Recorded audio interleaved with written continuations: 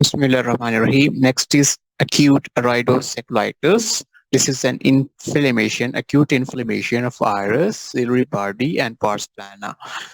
Risk factor में क्या होगा कि ऑटो इम्यून डिजीज होगी, ठीक है, लाइक दैट मोस्टली जो है वो spondyloarthropathies, like that ankylosing spondylitis, Reiter syndrome, इसमें रिएक्टिव आर्थराइटिस हो रहा होता है, ठीक है, ये ऑटो इम्यून डिजीजेज हैं रिलेटेड टू जॉइंट्स। और इसके अलावा सोरियाटिक आर्थराइटिस, ठीक है, तो patient have history of joint pathology. और इसके अलावा कैन इन्फ्लेमेटरी बाउल डिजीज और अल्सरेटिव कोलाइटिस जिसमें आती है, और क्रोन डिजीज, ठीक है। तो ये जो डिजीजेस हैं, ठीक है, patient have can have such history of this diseases. और इसके अलावा कोई इन्फेक्शन है like that bacterial, viral and fungal infection and trauma, like that post surgery having patient having surgery of glaucoma, cataract, etc. Next is pathogenesis. Pathogenesis में ये होता है कि like that कि इन्फ्लेमेशन हुई आयरस की, सेलरी बॉडी की, तो इन रिजल्ट क्या होगा, स्पैज्म होगा सेलरी बॉडी का, and spasm leads to the pain. और इसके अलावा जो सेकेंडरी ग्लाइकोमा है वो भी एक्यूट यूवाइटिस करवा रहा होता है, ठीक है, और सेलरी बॉडी स्पैज्म की वजह से आई मीन दैट ओवरऑल पाथ जो है वो जो भी एक्वस फ्लो है उसका जो पाथवे या ट्रैक्ट वो ऑब्स्ट्रक्ट हो जाए, then intraocular pressure increase, and intraocular pressure जो है वो मेन पैथोलॉजी कॉज करता है। Then is the symptoms is deep ocular pain होगा, ठीक है, डीप ऑकुलर पेन होगा, photophobia, redness of eye and decrease vision, mean that overall general जो है due spasm of ciliary body leads to the pain, and also vessels around that will be lead to the redness of the eye or decreased vision होगी। Next is science. Science में ये होगा कि केराटिक प्रिसिपाइटेट्स होंगे। केराटिक प्रिसिपाइटेट्स जो है वो जो इन्फ्लेमेटरी सेल्स होते हैं, इन्फ्लेमेटरी इन्फिल्ट्रेट्स होते हैं, वो डिपॉजिट होना शुरू हो जाते हैं जो कॉर्निया की एपिथेलियम पे, that is keratic precipitates, keratic mean cornea. And इसके अलावा नेक्स्ट इज जो इसमें होगा माइटोटिक पीपल होगा, पीपल डायलेट नहीं होगा, ठीक है, और you can see that here is the redness and congestions of the eye, ठीक है। और इसके अलावा जो है एक्वस फ्लेयर नजर आएंगे, ठीक है, फ्लेयर नजर आएंगे, ग्लूड नजर आएगा, ठीक है, लाइटनिंग नजर आएगी। Then here you can see the sign is keratic precipitates are present, aqueous flare is present, and then aqueous cells are also present, mean that inflammatory cells, neutrophils and pus cells, etc.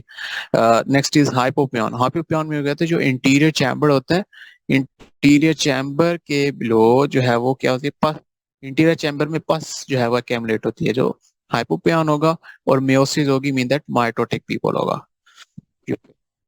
Next is investigation. Investigation means first of all CBC is done, where we see that their neutrophils count, WBCs will be increased. Then ESR will raise, in that case CRP can be raised. या CRP जो है, because usually joint की pathology है तो ये CRP, ESR, so that will be raised. Then torch test is done, जिसमें जो है रूबेला, साइटोमेगालोवायरस, हर्पीज है, तो उसके रिलेटेड जो है वो टेस्ट होते हैं, टॉर्च टेस्ट होता है, टॉक्सोप्लाज्मोसिस हो गया, और एन का टेस्ट ऑटो इम्यून डिजीज को चेक इन्वेस्टिगेट करने के लिए these are serology test, and PN का एज वेल, ठीक है, सीएन का और पीएन का होता है। रेडियोलॉजी जो है वो चेस्ट एक्सरे कराएंगे, chest x-ray like that hip area का। इसके अलावा ओसीटी करवाते हैं, ओसीटी करवाएंगे। नेक्स्ट इज विट्रस बायोप्सी कराएंगे एंड कल्चर सेंसिटिविटी, ठीक है। देन जो ट्रीटमेंट है, मेडिकल थेरापी क्या होगी, एक तो मायोसिस हो रही थी, so mydriatic drug like that atropine and जो एट्रोपिन का फंक्शन जो है वो साइक्लोप्लेजिक भी होता है. Cycloplegic will relieve the cyclospasm, ciliary spasm, ciliary body spasm. So atropine and homatropine are given here. Then there is acute inflammation. So there is inflammation reaction. So anti-inflammatory drugs like the steroids, topical, systemic, and intraocular steroids are given like that prednisolone and dexamethasone. NSAIDs are given to relieve from the pain and inflammation as well, and immunosuppressant in case because this is autoimmune diseases. Autoimmune disease for steroids is given as well. Immunosuppressant like the azathioprine or the cyclosporine antimetabolites are given.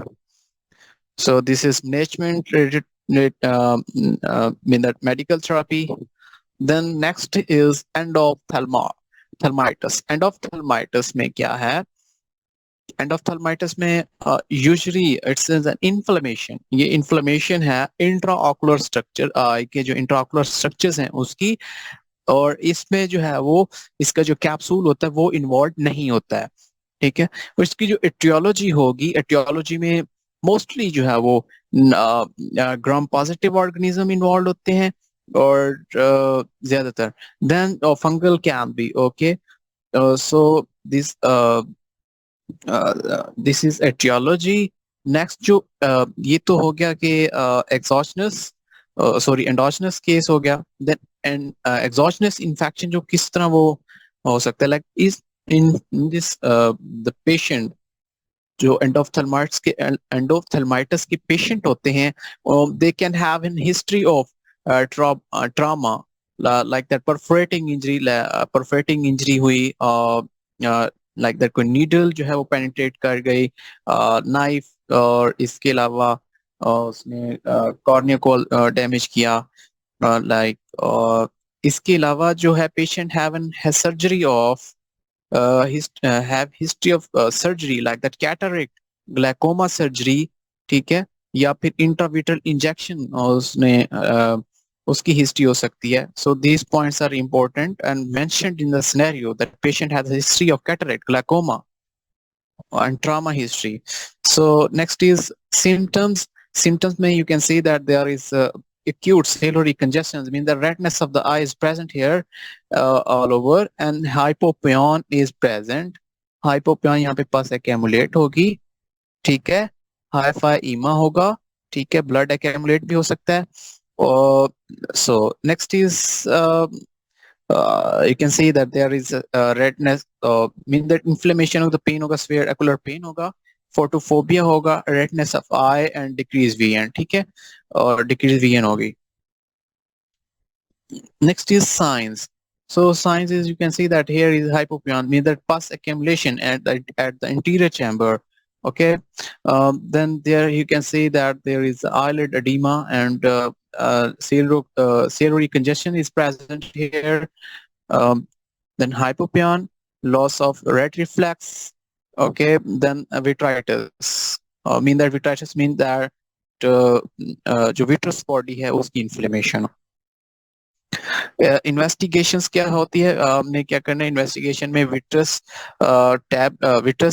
Tab लेंगे या vitreous से fluid लेंगे.